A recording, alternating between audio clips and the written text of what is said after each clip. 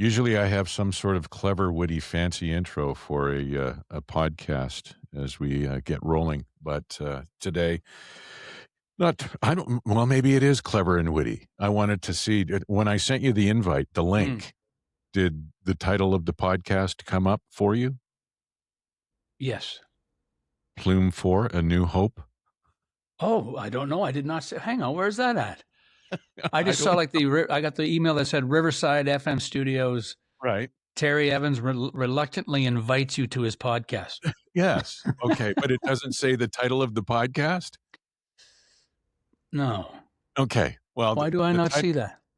The title of the podcast today, because it's our fourth time speaking on the podcast since it started October 24th, 2024. Yeah.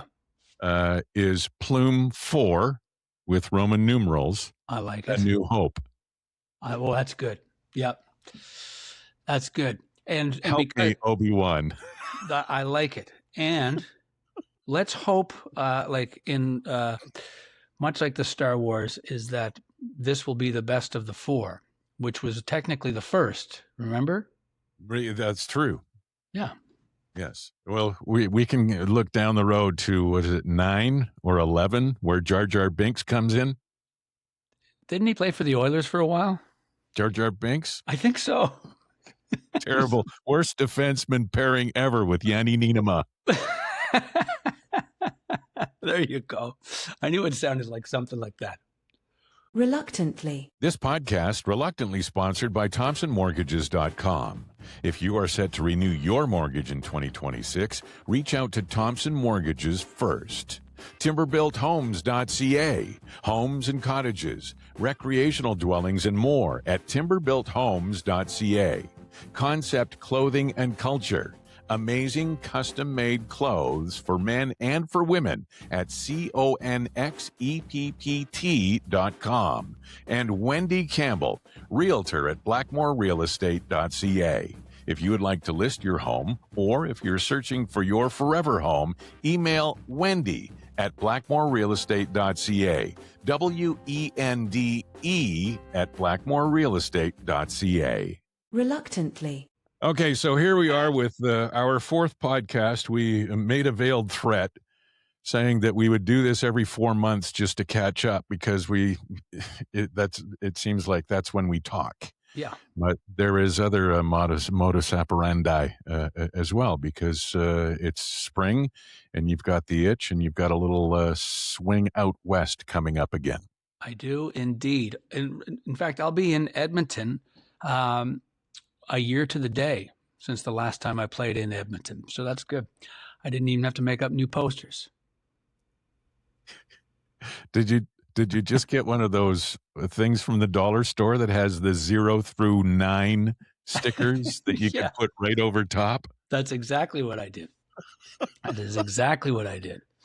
Actually, I didn't do that, but that is a good idea. How much money could you have saved? That's right. I am officially, but just by doing that, I would officially be in the black, which would be amazing. How has it been here to kick off 2026 and say goodbye to 2025? We spoke a while back, and then Christmas happened and all of that stuff. It's been there's been a lot of things happening in the Plume family. Yeah. And anything? The last time we did this, was this like in August? Is that when we did this? I think so. Yeah. So it's been more than 4 months, but that's right. Metric. We'll call it metric. Yeah. But things are going well. Ruby's living in Los Angeles now. Jenny and I are in Toronto, and just plying our trade in obscurity, waiting for our big break, as they say. Yeah. Christmas, was everybody together in Toronto, or did you go off to the in-laws or down in Nashville? Or we were in Nashville for a little bit, and then we traveled back to Toronto on Christmas Eve. And then we were here for 3 or 4. Ruby was with us for 3 or 4 days, and then she went to Edmonton for New Year's for about a week and a half, something like that. Now she's back in LA, and then we're kicking around here. We're going to Nashville. Well, after this tour, which starts on the 13th in Watson, Saskatchewan, and it's I think it's 6 shows in 8 days type thing. And then I get back home from the tour on the 22nd of March. And then the next day, Jenny and I drive to Nashville. And we're there for a couple of weeks. Ruby's actually gigging in Nashville. So we're going to go see if we can get on the guest list. I just why don't you buy a ticket? Support your daughter for Christ's sakes. You know what? It's sold out. How about that? Well, that's good. Yeah. If I recall correctly, over Christmas, New Year's, when she was here, she had a gig here, did she not? She did. Didn't She she played play at the same place that I'm playing on the 19th. The Right. Temple Bar. the Temple Bar up at the back of the Starlight. Mm-hmm. Yeah, the Temple Bar, where they have a select few chairs. You have to get there in appropriate order in order to get a good place to lean. It's funny you So say that because I was speaking with the with Tyson there about Yeah. that very thing, and I may just sort of that afternoon just go there and put a bunch of chairs out for everybody because my audience is getting old. I probably could have this show like a blue plate special, like 4:30. So you know what? Like a Boca Raton kind of show. You know what we should do is I got a truck. I have a half ton. Yeah. I will go. It's on the 19th. That's a Thursday. Yep. I will go the day before, and I will load up some 120 seats. What's the capacity for Temple? I think I've sold 12 tickets so far, so we only got to get a dozen chairs. I'll get a dozen and a half chairs from Costco, and then we'll unload them, throw them into the Temple Bar for your 12 loyal fans. That's right. And then on the 20th, on the Friday, while you are recovering from or probably visiting with the bunch of people that you still keep in touch with in Edmonton, I will go back to Costco because you can return anything at Costco. Yeah. I'll take the chairs back. We'll just make them those folding ones that everybody brings out at Christmas time because they're down in the basement. I think that's a great idea. Speaking of bringing stuff back, a friend of mine worked for Best Buy, and he said you wouldn't believe the amount of big screen TVs that were returned the Monday after the Super Bowl. Yeah. I would imagine there was probably some returned after the Olympic gold medal game between the men's hockey teams too. Yeah, potentially the ones that didn't have beer cans thrown through them, but yeah. Or the one, did you see the one that the guy took the chainsaw to his TV? I saw that. Mm-hmm. Yeah. Funny stuff. I mean, I was as upset as anybody else that Canada didn't win the gold medal in men's hockey, but I mean, that's a good way to ruin a chainsaw. Yeah. Yeah, that was a drag, but it is what it is. What are you going to do? It just happens, right? Somebody had to win. Somebody had to lose. It was a good game. And I guarantee you they are not looking at the goal they let in the overtime, but the two empty netters they missed in the third period. That's probably what's driving them crazy. Most definitely. You have written a hockey book since we're talking about hockey, and we've talked about it before. The hockey book, is it still in circulation? Can people still pick it up, or was it a limited time offering, or is it on Amazon? What? It's not on Amazon. I do have copies here. I have a couple hundred copies. I think I printed 1,000, and we sold about 850 copies of it, which I wasn't even sure we were going to move 100, so I was thrilled to sell that many. But if you go to my website, you can order the book through there, and then I'll just walk over to the post office, and away it goes.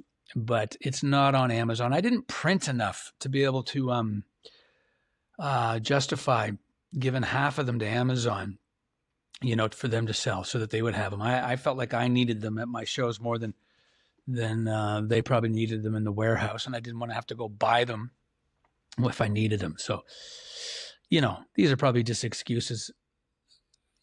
Somewhere down the road, I'm getting dangerously close to having to print more. So maybe at that point, I'll try to get Amazon on board.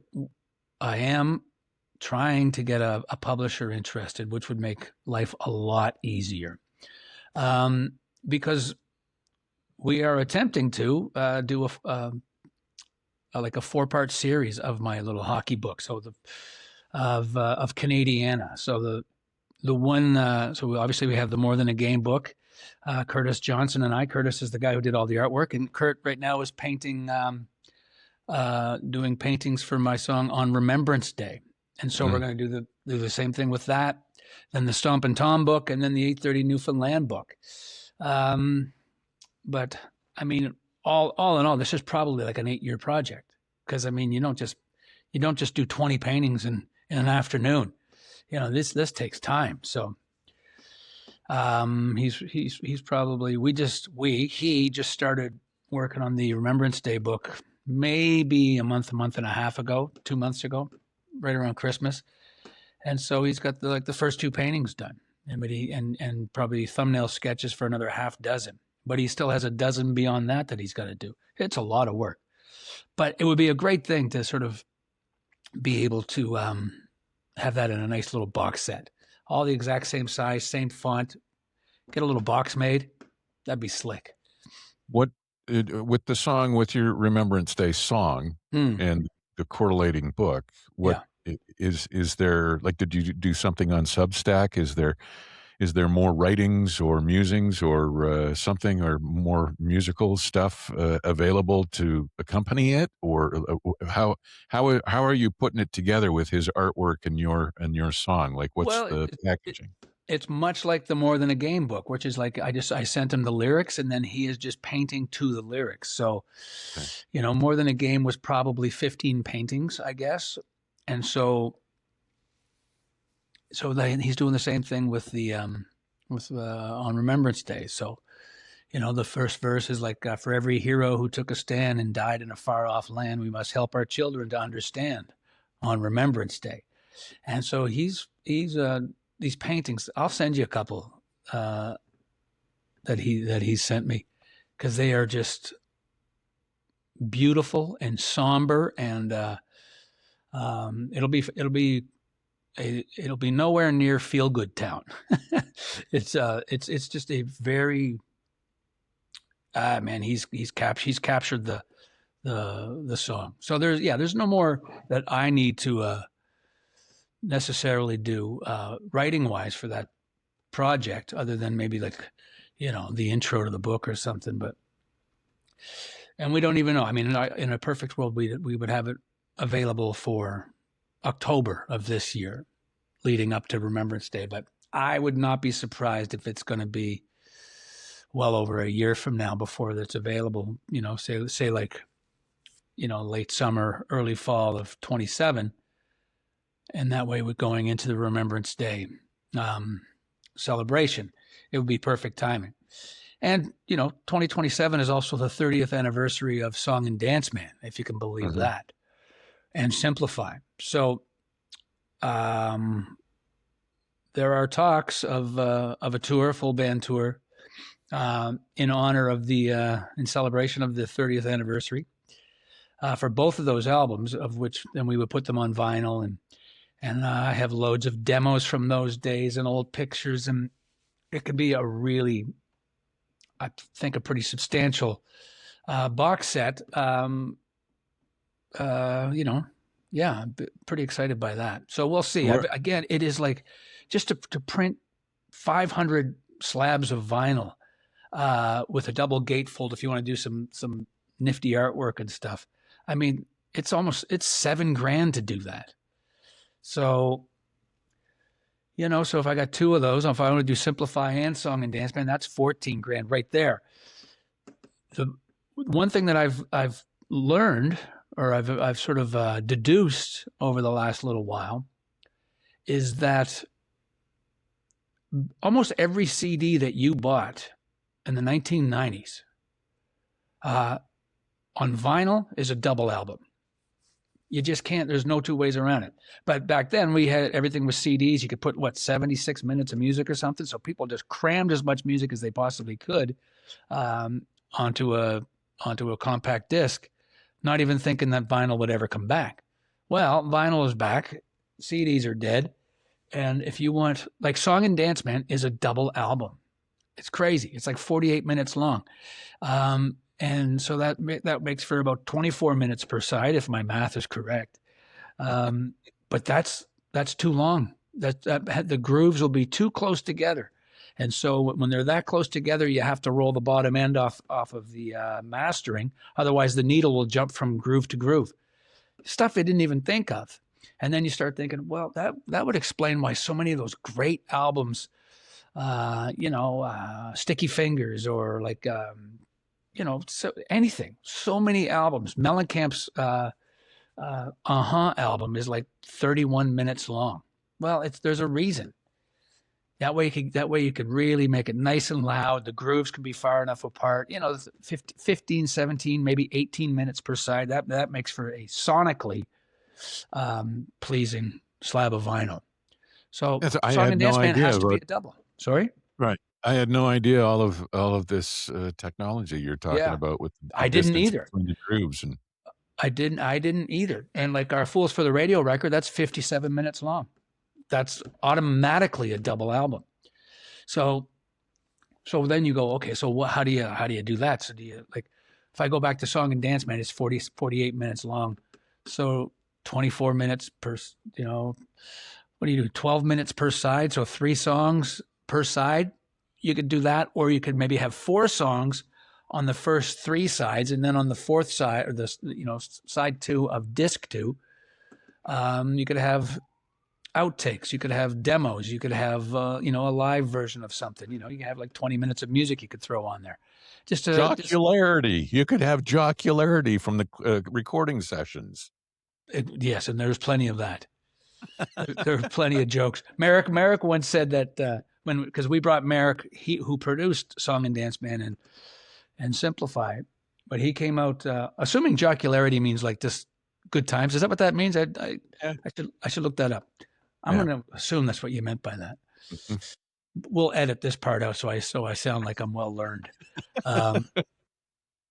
But I remember when we brought Merrick out to produce the Lonesome Stretch of Highway record, which came out in 2020, May of 2020, smack dab in the middle of a pandemic. If I thought releasing an album on 9/11 was poor timing.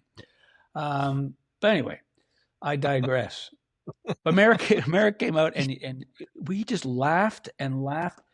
And he said, man, like hanging out with the Plume band is like hanging out with the Marx Brothers. It's like, and I get that, because it is almost like slapstick when the 4 of us would get together, and still is. Let me tell you about my mortgage broker for a moment. Mike at ThompsonMortgages.com has been client-focused for over 17 years. They take care of all the financial components of your real estate purchase so that you can concentrate on finding the perfect home. Whether you're a first-time buyer or renewing like so many other people in 2026, let ThompsonMortgages.com work for you. They find the lender, and it costs you nothing for their services. The lender pays.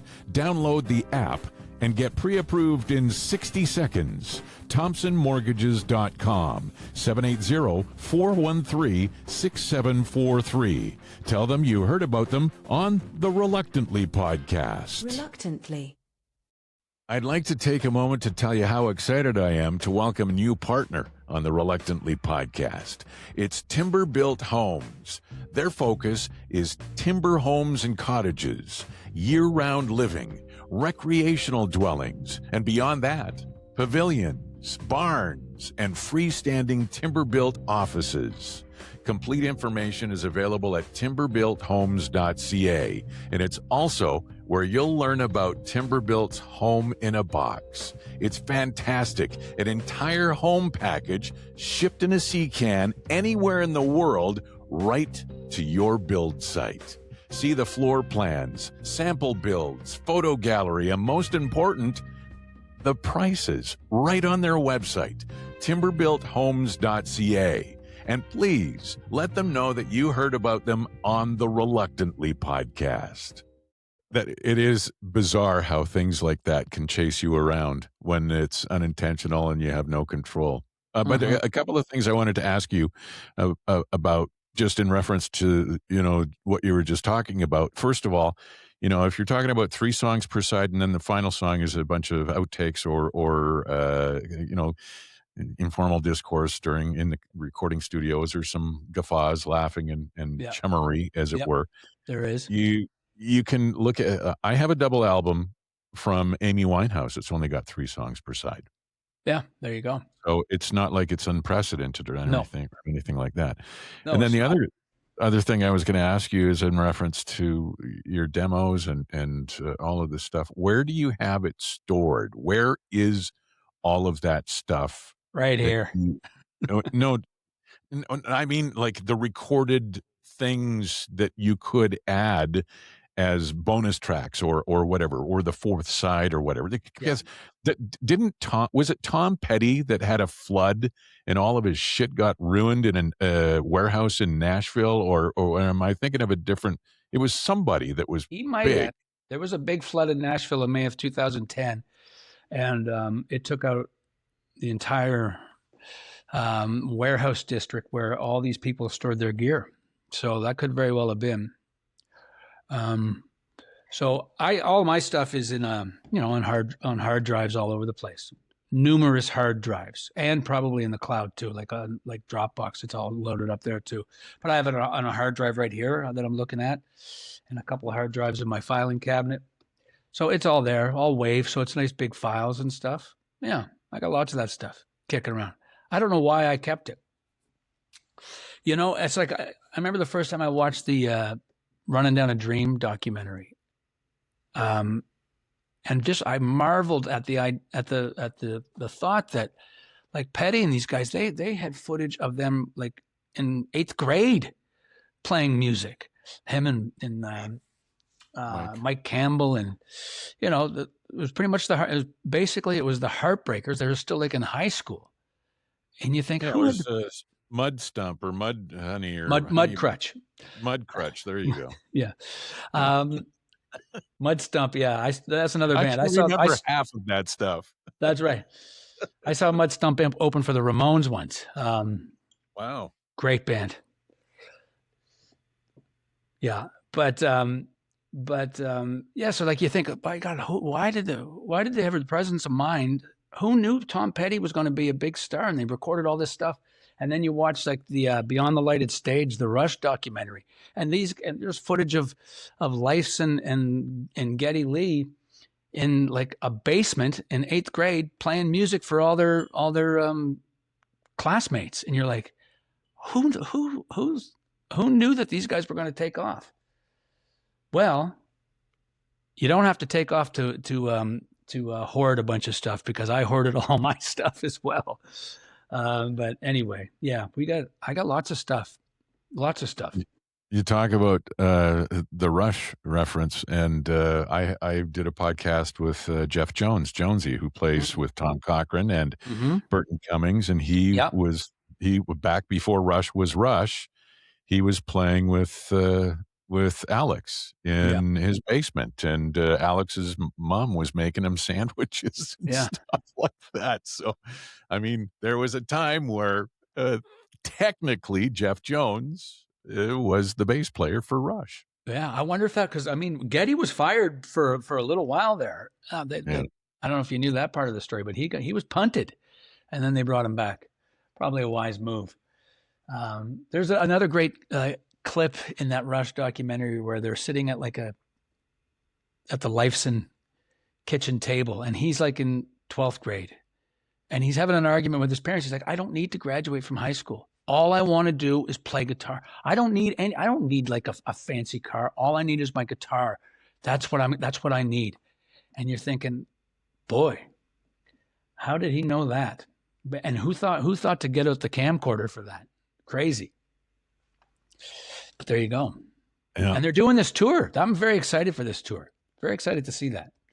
Yes, with and Annika. I think Annika's shoes are some that I'm not sure if I'd ever. I would desperately want to have the talent and ability that she has in order to step in there and sit behind a drum kit with those 2 other gentlemen on stage. Yeah. But at the same time, I don't know if I would ever want to have that. Yeah. responsibility, because it's basically what it is. Yeah. You know, you're taking, you're sitting in the position, not in his chair or behind his kit, but in the position of the professor. Yeah. There's going to be an awful lot of critical eyes and ears on you. You ever watch like any footage of a Rush concert, and there's 18,000 people air drumming? They know every fill. So in the event that she gets lost, she just has to look out in the crowd and, oh yeah, she'll see what fill is coming up, or where it should end. Cause it's just a bunch of guys air drumming. It's the craziest thing. So yeah, good for her, man. That's going to be a great gig. I think they're doing 4 nights here at the ACC, and then probably a couple nights at the Rogers Place in Edmonton, I'm sure. I think they have 2 set up already. I don't have that information right in front of me, but it's going to be a big tour. They just announced like another, I don't know, maybe 50 or 60 shows in Europe. So good on them. They didn't want to stop. They didn't want to stop touring. No. Obviously Lifeson got sick and stuff like that. But even before he got sick, he was just physically, he was just having a lot of grief. Just Neil Peart, you mean? Who did I say? Lifeson. Yeah. Yeah. Peart. Yeah. He was just physically, he was having a rough go just with the amount of effort that it would take to do a 2-hour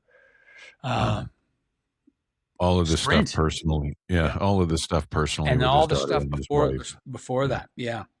I know I talked with Tom Cochran, and I knew quite early what Neil was dealing with, and it was kind of an NDA sort of thing, but it was pretty awful to hear about and then see develop, and then of course the inevitable, which took his life. So I remember this is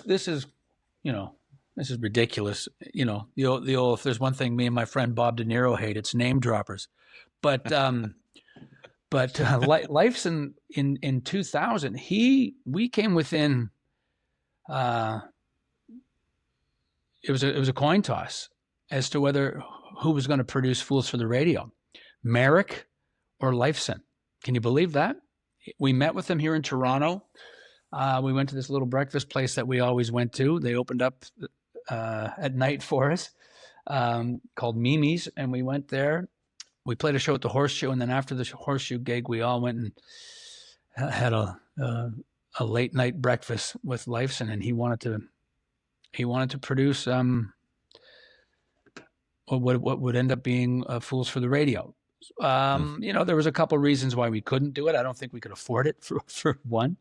But I really wanted to work with Merrick again at the end of the day. But when that was happening, that was like I'm going to say like September of 2000, because we started recording in November of 2000. When that happened, he sort of filled us in on what was going on in Neil's world. And I think it was pretty on the down low for a long time, but obviously since Getty's book and stuff like that, they talk about a lot. He talks about a lot of those that tough 3 or 4 years that he went through there. Yeah, going back to the 30th anniversary stuff coming up for Mike Plume and Mike Plume Band. Yeah. And the possibility of single/double albums for releases, and the cost, like you mentioned, it was $7,000 to do. Would you say 500 records? 500. Yeah. So if you're doing 700, but the markup is ridiculous, is it not? Yeah, I mean, there is. What if you do the math on that? I think it works out to about $15 a unit. So you sell them for 30. So you can make some. It's not like you don't make money, but it's an outlay of cash right out of the gate. That's like, oh my God, that's where it gets tough. The book cost almost $15,000 to print. So, it'd be easier if you could just say, hey, I've sold 4 of these books. Can you print 4 for me? And they're like, no, we can't do that. Sorry, buddy. So You've been betting on yourself the whole time, though, Mike. I have been. Yeah. I never thought of it that way, but yeah. What have I done with my life, Terry? Yeah, but the thing is, it's not like you went up to a roulette table and threw down a wad of cash or anything like that. And sure, with roulette, eventually you might win, and it's 70-1. Yeah. But the odds were much more in your favor throughout the entire time that I've known you, and any time that we've ever talked about stuff. We've talked about the fact that you ask aloud, you wonder aloud from time to time, and it's not I don't think it's a lack of confidence. I think it's hey, I want to keep doing this. I want people to still want to keep hearing me do this, Yeah. but it's never a thing where you're just throwing money off a balcony, never to be seen again, to be blown into the next county or town. Yeah. I appreciate that, man. Yeah, I've walked into the casino and just put everything on 28 black. But I'm not, I don't think I would change it. I wouldn't change anything. Do I wish do I wish I was sitting in the back of a tour bus on my way to Edmonton right now for the start of this tour? Yeah. Yeah, I really do. But who wouldn't, right? So I'm certainly not alone on that one. But yeah, it is what it is. I mean, everything and I think that's the way it is for everybody. Like when I do a gig, 99%, unless it's like a festival gig, which I do very few of, but everything I do, all my gigs are I eat what I kill at the door. So if nobody shows up, the club isn't out of money because it isn't out of pocket because they don't have to pay me. I work for the door everywhere I go.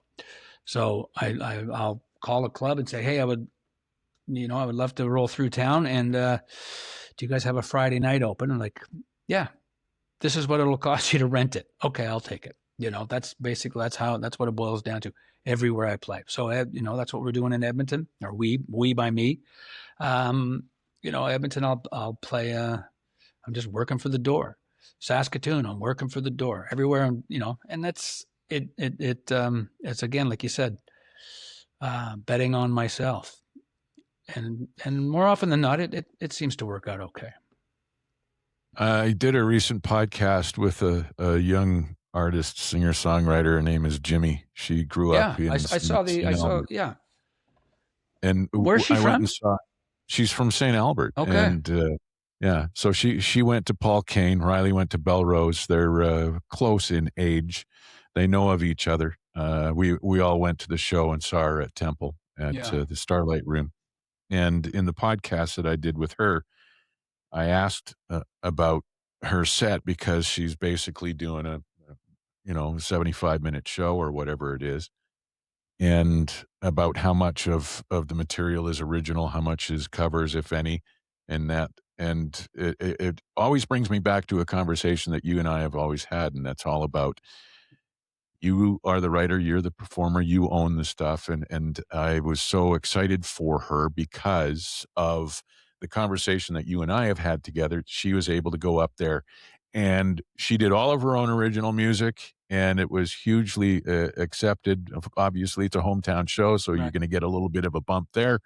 But, she did Save a Horse, Ride a Cowboy as a kind of a encore thing, because that was one of the things that she did. But I remember first seeing her doing a solo acoustic thing at the Glass House at the Enjoy Center here in St. Albert, and I threw a $20 bill in her jar because they had the hockey game on the TV above her head. Yeah, which was unfortunate, I thought. But and now she's starting to sign up for, like, she's getting signed to play festivals and whatnot. She's a really decent blues guitarist, super fun to watch. That's great.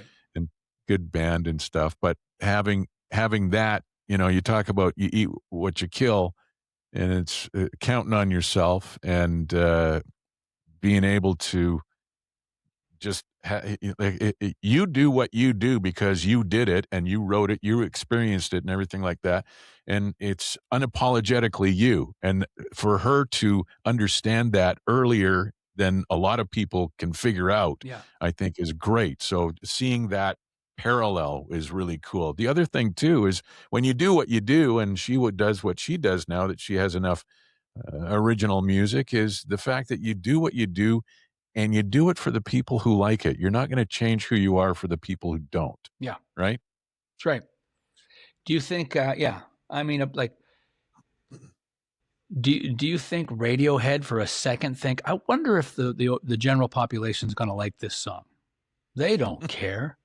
No. You think Wilco care? They don't care. They just they feed their fan base.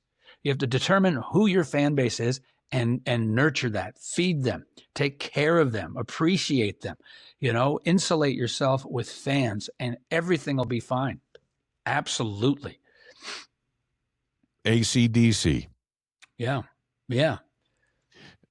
And you know what a perfect example of the opposite is? When Kiss did I Was Made for Loving You, Yeah. when Kiss went disco. Yeah. Pretty good song, though. Gotta say. Oh man. So you know what I did? How long have we known each other? 35 years or Yeah, something give like or that? take. Yeah. So, I mean, we hit record and start talking about Yeah. stuff, and there's not really anything. But I thought I don't know why. I thought about 5 minutes before you clicked on here, I went on AI what is it, Gemini, Sure. and I typed in because I said, I'm doing a podcast with Mike Plume today. How about 20 questions for him that stray away from the ordinary and mundane questions Yeah. that typically get asked of musicians? I've never had a list of questions anytime I've talked to you in person or as we've recorded a podcast. Right. But one question, and I only read the first five, but the fifth one I thought was kind of interesting. Okay. And since we're talking about writing your own stuff and performing and doing it for the people who like you, what is the most unmusical thing, like a smell, a sound, a conversation overheard, that triggered a song for you? Wow, that is a good question. That is a very I good. have to credit AI. AI gave it to me. It's not my question. Yeah, I'll have to think about that. I don't know. I would probably be like just various conversations, which I guess is musical to whatever extent, but just overhearing something. I remember where Joel, my buddy Joel, and I went to Fargo to see Springsteen, and we overheard somebody say she took everything but the blame.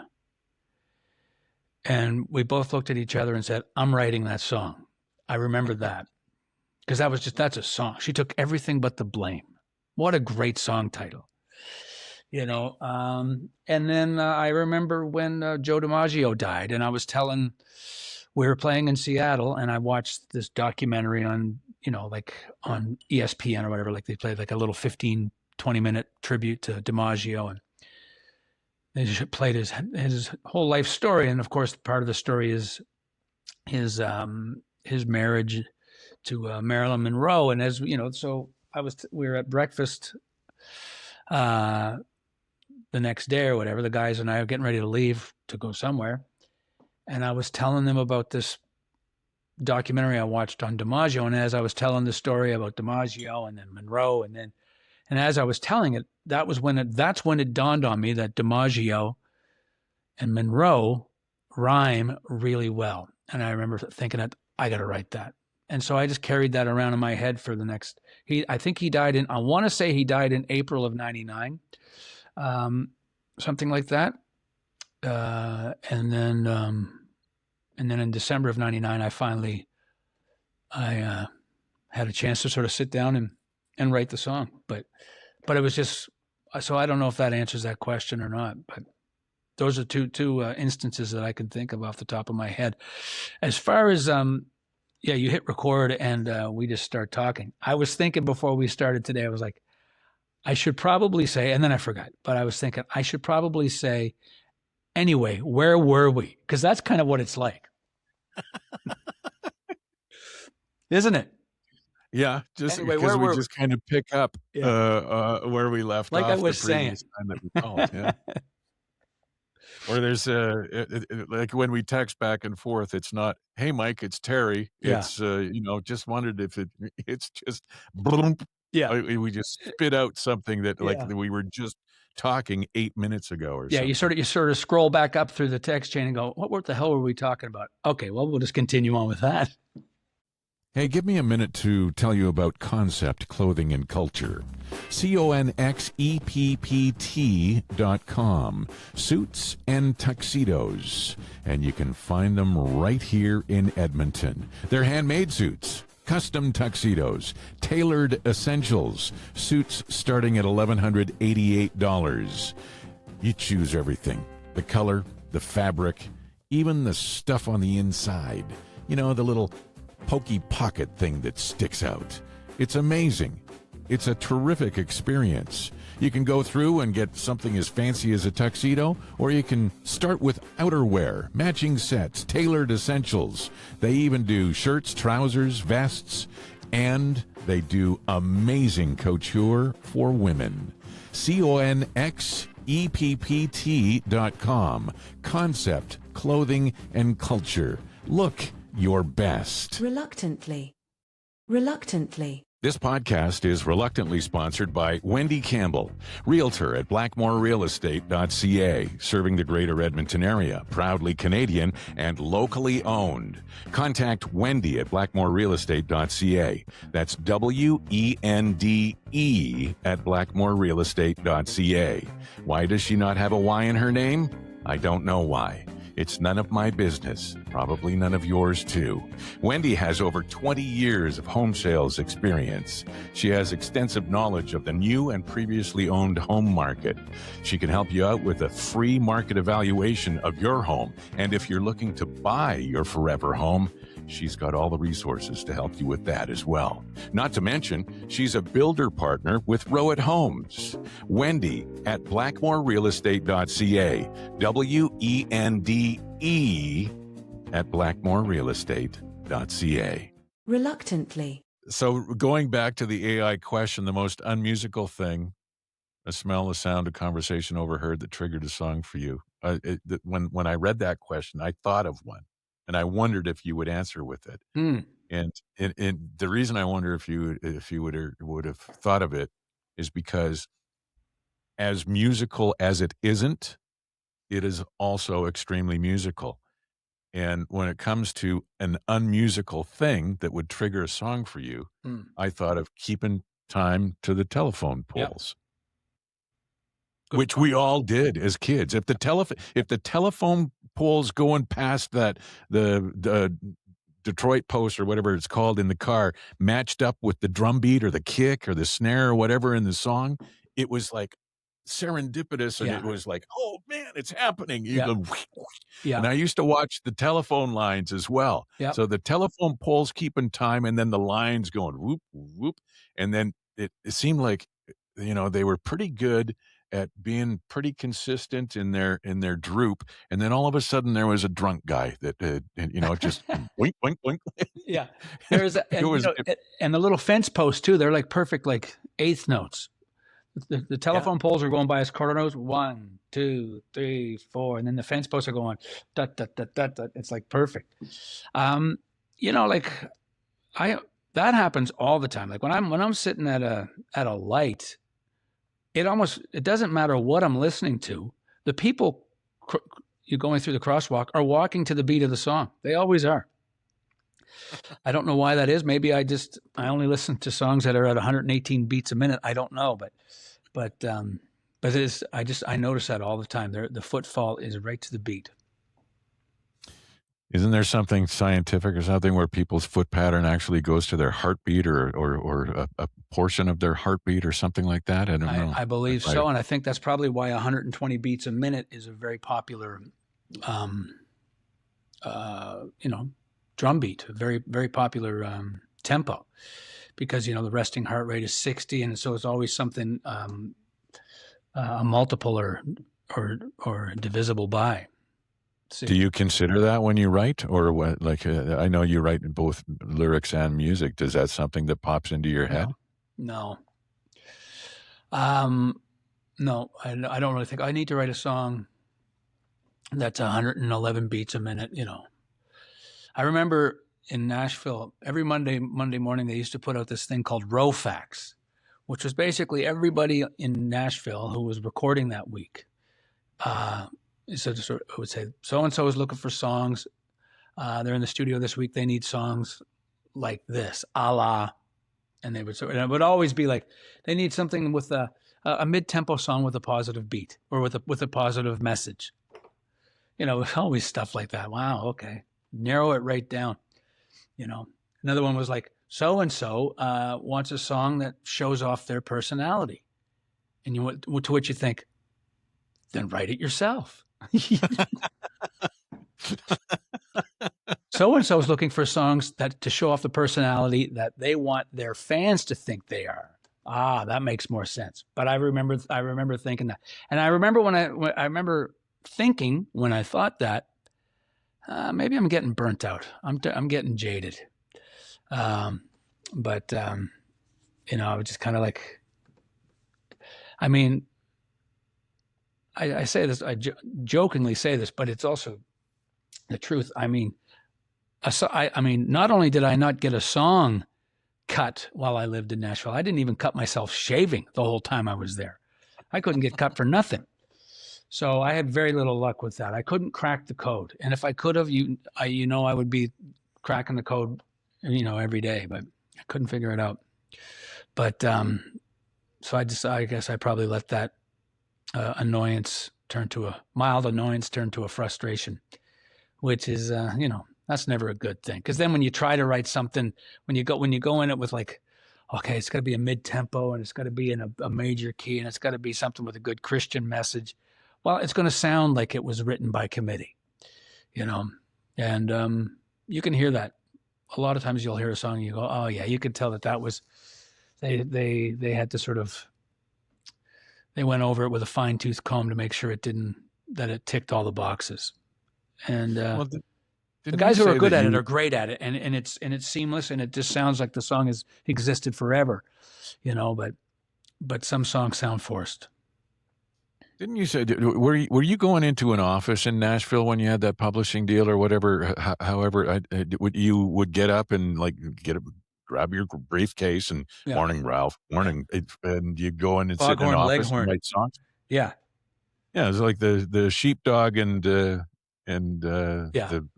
Bugs Bunny cartoon. Yeah, exactly. So you went into an office and actually wrote. Does that not just completely go against everything in your grain? Yeah. Now these when they say offices, I mean these were pretty comfy offices. It was like couches and stuff, and they were always great hangs. But it got to the point, and you came to my place in Nashville. It got to the point that most of my co-writes came to my place. They would rather hang out at my place than in an office. A lot of these offices had studios there, so you could go in, you would record, bang, and you would go across the hall, you would demo it. But I mean, it wasn't like a sterile environment by any stretch. It was usually pretty cool, Like I remember writing in one writing session at a publishing house, and they had the ashes of Harlan Howard on the coffee table there. So, that's that was kind of neat, Yeah, I guess if you're into that thing. Yeah. It was his wife's publishing company. Well, it was his too, but I mean, he had passed away by this point. But they had his ashes there, and they had his shoes underneath the coffee table, and it was like, if you want to walk in Harlan's shoes, there's his shoes right there. It was like all this. It was interesting. It was kind of, stuff like that. I mean, I remember I was writing at another place once, and I was sitting at this kind of it was like a bar table, like a kind of like a stand-up table, and that's where we would sit. It was like an office, and there were some couches and stuff. But that room and that table was where "I Love a Rainy Night" was written. So you think that's kind of neat, like lightning struck there, right there. Will it strike again? Well, we'll try. I thought of you on multiple occasions as I was watching the country music documentary by Ken Burns. Isn't that great? You know, I'm watching jazz now, Okay. the Ken Burns documentary. I watched Vietnam. I watched the West as well. I don't know how many of the Ken Burns documentaries you've watched. I've watched a bunch, and we'll talk about those after in a second. Yeah, I can't tell you how many times you crossed my mind while I was watching the country music documentary with Ken Burns, just because of so many of the artists that you turned me on to. Yeah. And I ended up having such more, because I mean, back in the 80s and 90s, even into the early 2000s, you could have grabbed both ears and put your boot to the back of my neck and pushed my face against a country music record, and I still wouldn't have listened to it.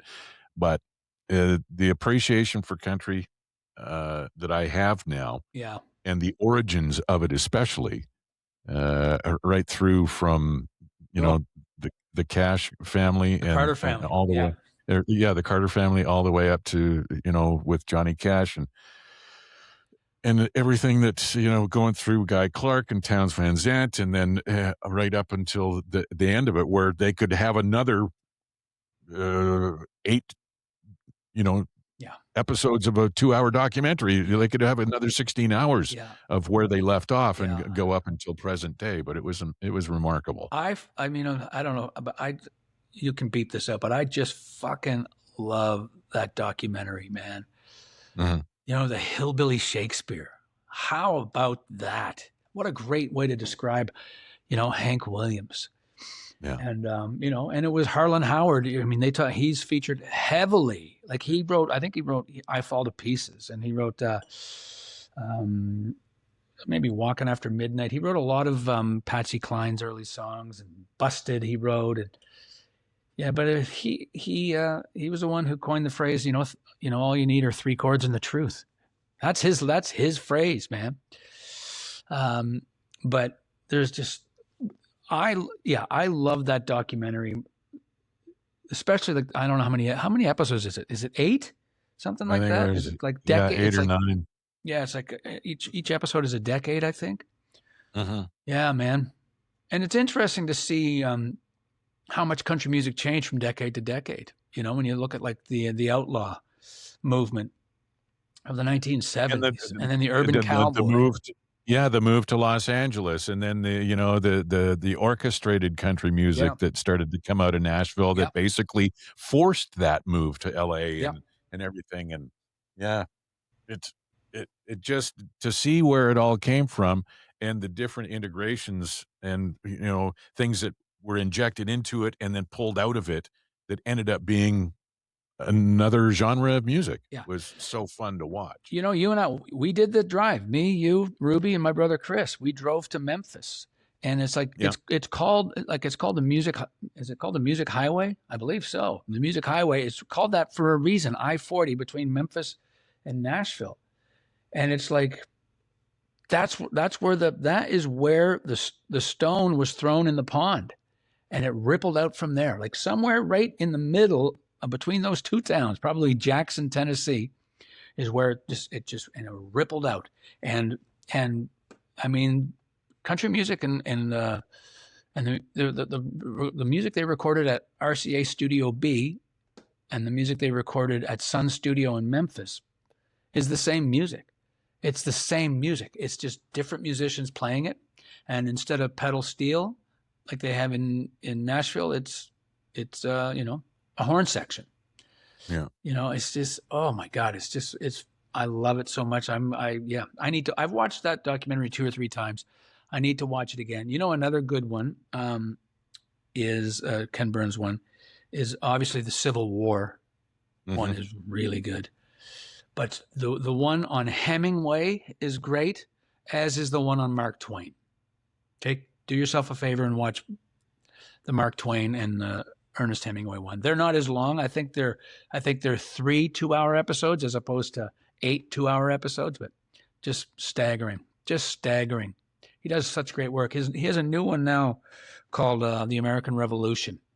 And I think I'm going to start watching that one tonight because We may very well be in the middle of another one right now. It's just sort of neat to watch, to just understand the history of everything. But Ken Burns, he's something, man. His documentaries are just stellar, aren't they? The West, too. Man, that is. I mean, everybody learns about Custer's Last Stand, but you don't learn about what an idiot he was. Isn't that something? Yeah. Yeah. I mean, you want to talk about somebody who had bravado before, a lot of people who have bravado these days, but that guy was one of them. Yeah. That was something. Yeah, I need to watch. I haven't watched that in a long, long time. I need to watch that one again too. I also need to watch Lonesome Dove again with the passing of Robert Duvall, because that is also a towering piece of work. Yeah. I don't know if you've seen that, but it's like a 4-part series made for TV movie from the 1980s, Lonesome Dove. But it was like, in the 1980s, movie actors didn't act on made for TV movies. They left that for the, people from Three's Company and stuff, I guess. I don't know, but Jack Ritter in Lonesome Dove. Jack Ritter is Augustus McCrae, and he trips over the couch. And Don Knotts. That's right. Don Knotts from The Shakiest Gun in the West. But anyway, like when you look at all the people that are in that movie, that series, Robert Duvall, Tommy Lee Jones, Diane Lane, Angelica Houston, just like a stellar lineup. And that movie it is so good. I mean, it should have been in the theaters, but it's 8 hours long. So what are they going to do? So they made it 4 2-hour episodes, and it's worth every second. It's so good. March 13th, Watson, Saskatchewan. Have you played the Watson Museum before? Yes. Yeah, 3 or 4 times. I've played there every year for the last, probably since, 2021, I guess. Yeah. It's a really cool, it's just a cool thing, man. You should come out for the trip. How far is Watson from Edmonton? It's about an hour and a half the other side of Saskatoon. Oh, okay. And about 20 minutes from Humboldt. So those two shows are like, it's like playing the Rangers one day and the New Jersey Devils the next. It's like I'm just staying in the same hotel. Yeah. Right. Saskatoon on the 15th of March. Yep. Then a few days off, and then you head east to Winnipeg. Yep. And then out to Edmonton, Temple Bar at the Starlight Room on the 19th. Yep. March 21st at the King Eddie in Calgary. Yeah. That's a Saturday. Thursday in Edmonton, Saturday in Calgary. All the tickets through MikePlume.com, or is there local places? Either or. I mean, if you go to my website and just click on the link, it'll take you to, the venue's website and take it from there. Okay. There are certainly still tickets available for the Edmonton show. Calgary's doing really well. Saskatoon's doing well. I think Humboldt and Watson are both sold out already. And Winnipeg's probably doing pretty good as well. But this will be my last. I'm back out here again in October. I'm going to do a show out there. I'm back in Alberta in October. I'll be doing a show at the theater in Bonnyville. That'll be fun. Oh, it's at Clayton's Theater? Yeah. Yeah. Bonnyville Performing Arts Center? That's right. The Strathcona. So that's going to be announced here. As soon as this tour ends, we'll announce that show because I eat what I kill at the door. It's a pretty steep rent there. So I'll announce that in April sometime and hopefully move a couple hundred tickets for that show to that'll be good. Well, that's hometown. Yeah. Other than, it's a Saturday night. So I plan to get there like on the Friday and hopefully the Bonnyville Voyageurs are playing a football game that day, a home game. That'd be fun. Just like old times. I was talking with Clayton. Clayton was in on my February 4th 40th anniversary Yeah. show, and he was.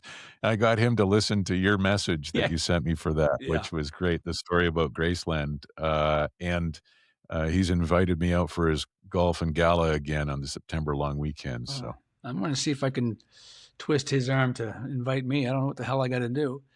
No, I'm just kidding. I played it a couple years ago and loved it. And I hopefully, he can't, I understand, maybe I can go back every 3 or 4 years or something like that. So, but I loved it. Well, I missed you were there for the first one and I missed it. And then I've been at the 2 since. Yeah. We'll see. Hopefully I can get out there. That Graceland thing, it is it'd be like a great little 10-minute vignette, It would just this hot. Remember how hot it was? We're standing in line, and it's just oh my God, Daddy, I have to pee. Is there a bathroom at Graceland? Yeah, there's. It would have to start when we left the ticket office and started walking through the plane. Yeah. That would be the start of the 10-minute short film ready for Oscar-worthy nomination. Yeah, man, that would be so funny. It was crazy. And it's every, there's 300 people in line, and I swear to God, everybody heard that conversation between me and Ruby, because we're all kind of quiet and somber. And I know of one bathroom for sure. It's just the gallows humor that rippled through the crowd was perfect. Have you written that story on Substack? I haven't yet. No, I need to. It'd be a short one. I mean, it would be 2 or 3 paragraphs, but it was perfect. It was perfect. You couldn't, and that was, again, I think we talked about this the last time we did this show, but that was the day we either saw Don Henley that day, or we saw Keith Urban as we were leaving from Memphis. I think that's what it was. We saw him at the Starbucks. Yeah, we saw Keith Urban that day. And we saw Don Henley a few days later at Martin's Barbecue. I'll be at Martin's Barbecue in a little over a month, and I can't wait. Oh, that's good. Well, in less than a month, you will be at the Starlight Room at the Temple Bar in Edmonton, and I guarantee you that I will be there for that. I can't wait. I get in that day, so I'm flying in from Winnipeg that day. So, okay, I may hound you for a lift. I'll come and pick you up at the airport. Sure. If you do, I want you standing there with one of those cardboard signs, though. You know what? I have an idea for that, and I guarantee. I just thought of something, and that I will leave it at that. Okay. And you I always wanted to be Murphy, Jerry. Remember? I want to be O'Brien. You look like an O'Brien. Okay, well, what do I do? I'm an architect. Well, you're an architect. I love that. To steal a line from your daughter, I have to pee. It was great talking to you again. Always nice talking to you, Terry. Thanks for this, man. Reluctantly. This podcast reluctantly sponsored by ThompsonMortgages.com. If you are set to renew your mortgage in 2026, reach out to Thompson Mortgages first. TimberBuiltHomes.ca. Homes and cottages, recreational dwellings, and more at TimberBuiltHomes.ca. Concept Clothing and Culture. Amazing custom-made clothes for men and for women at CONXEPPT.com. And Wendy Campbell, Realtor at BlackmoreRealEstate.ca. If you would like to list your home, or if you're searching for your forever home, email Wendy at BlackmoreRealEstate.ca. WENDE at BlackmoreRealEstate.ca. Reluctantly.